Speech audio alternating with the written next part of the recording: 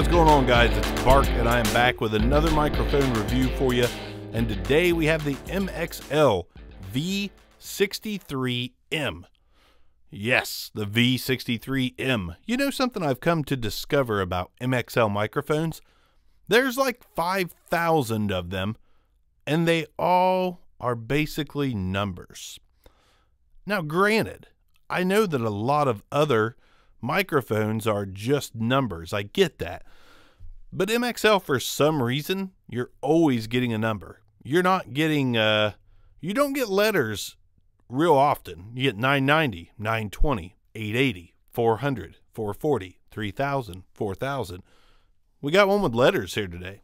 V63M.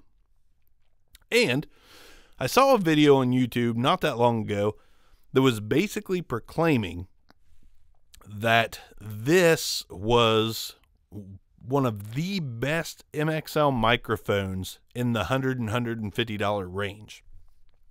Better than the V67G? Is that what that is? V6, I think it is V67G.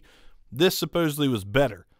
Now, Bronson over at Audio Hotline did a V67G MXL mic review, and I thought it sounded buttery smooth and sweet. So I was excited to get this microphone in and see if it also sounds buttery smooth and sweet. So, without further ado, let's find out if this thing is buttery smooth and sweet. Oh yeah. Let's get closer. Oh yeah. Okay. So I picked this up off of Reverb, I think for $38 total. 35 to 38 bucks. And to me, MXL mic for 30 to 35, 40, you know, max, is a good bargain. MXL makes really solid mics in the budget microphone market. They have some other microphones that are supposedly excellent that's out of the budget area, but as far as budget microphones go, nobody quite does it like MXL. I'm not saying MXL makes the best microphones out there, but they make the best budget microphones out there. Almost any MXL microphone you pick up is going to be solid enough to do some work with. This seems to be no different. The V63M has a all metal body with a metal grill. Did that come through on your end, a little feedback? I'll be interested to find out. Could just be a headphone thing. All metal grill. It does have a little give to it. I'm not going to squeeze it. MXL mics seem to be notorious for having a little give to their microphone grills. So I could dent that really easily, and I don't want to because I already sold it on Reverb. Seems to be the norm for me. Hey, got a microphone for you today.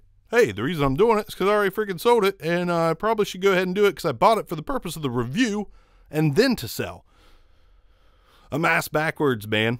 I buy the mics. I go ahead and list them to drum up the interest, and before I can do a review, they usually sell. Reason being, I don't ask a lot for them. I get these mics in to review for you, and for me, of course, and then I ship them off to somebody who will love them way more than me. Somebody that's not just doing a review, somebody that will actually lay in bed and cuddle with this thing tonight, or tomorrow night, or the night after, depending on how quick it gets to its new owner. So, I gotta say, it is a little bit on the light side. That is also a thing with MXL mics. I don't pick a lot of MXL mics up and think, that's got some heft to it. Most of the time I'm like, feels like light Chinese garbage. Not that everything Chinese is garbage, don't get me wrong. But sometimes microphone manufacturers send their stuff off to China, and sometimes they lose in quality. MXL, not really a thing there. Whatever mic they have manufactured wherever ends up being pretty solid. But this is a little on the light side, and it does feel kind of cheap. MXL also does that. The body of the microphone is a little cheapish. It doesn't feel like a real high-grade metal. Feels like a thin tin canny metal. And this one's no different. That could be why they are able to keep costs down. And to me, that's okay.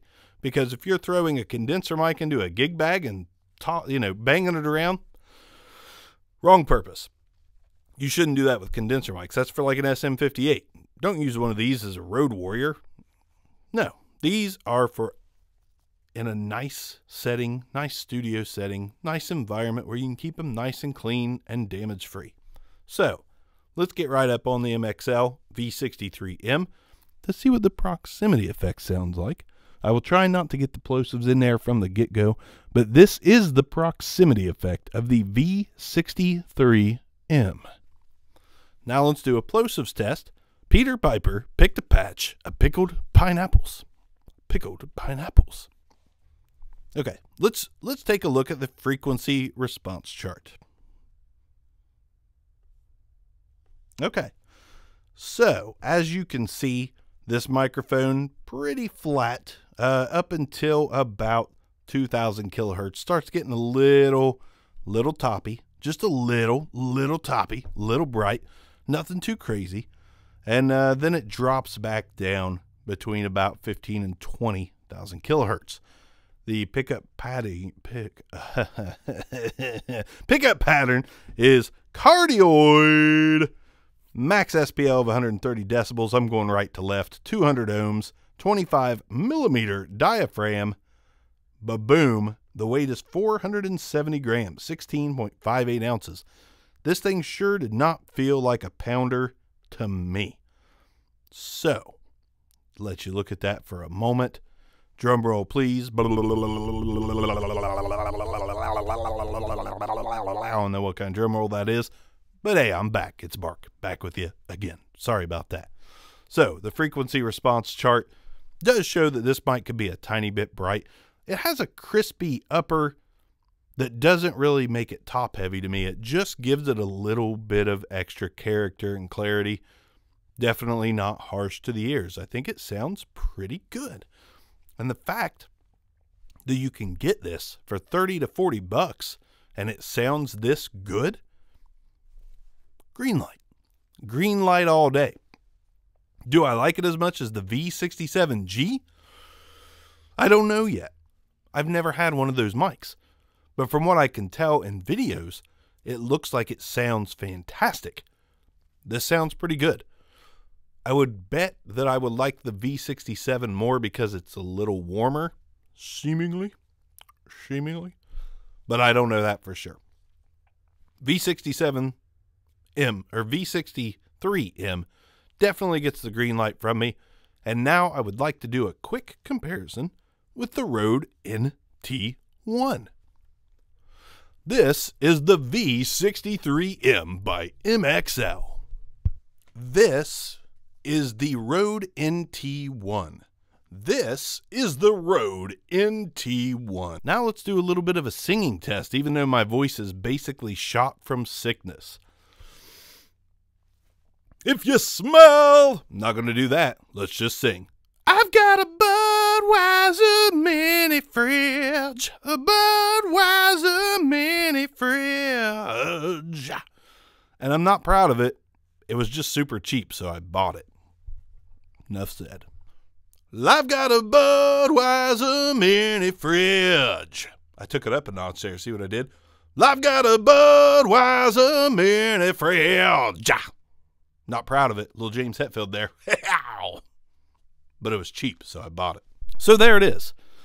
I like the Rode NT1 better, but I'm going to say that over about 90% of the mics that I do because I love the way that sounds, and I love that it's very flat and very blank canvas-like, and I can do whatever I want with it. But hey, 30 to 40 bucks, you cannot go wrong with the V63M. I assure you, you will probably enjoy it. So, I enjoyed it. I'm going to ship it off to the next cat that's going to enjoy it. Meow. And you guys have a great week. Obscure Mics. Peace out.